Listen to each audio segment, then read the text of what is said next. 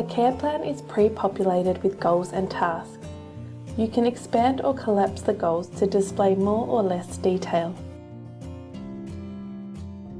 You may also filter the care plan based on the person assigned to a task from any of the tabs at the top.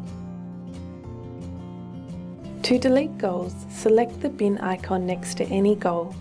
The deleted goal will initially appear as a strike-through and will completely disappear once the care plan is approved. While editing, you may select the undo icon to restore a deleted goal. Select the Add Goal button to insert a new goal. You have the option of selecting one of our predefined goals from the drop-down or entering a new custom goal. Click Add Goal and the new goal will now appear in the care plan. You may edit the goal by clicking on its text to make changes and press Enter when complete.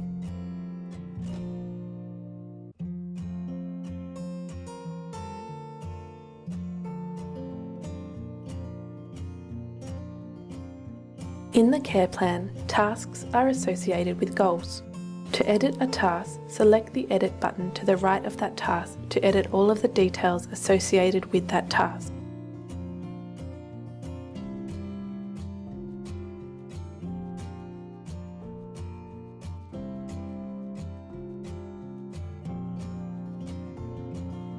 You may edit all the details of a task inline by clicking the text. To include additional tasks, click the Add Task button at the right of the goal.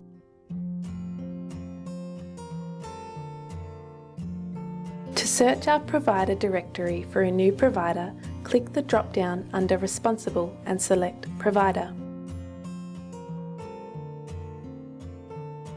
You may enter your search criteria and select the provider from the list.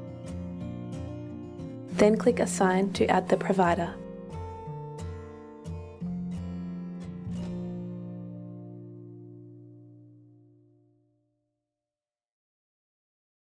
To update the frequency of a task, select the text under How Often to set the occurrence.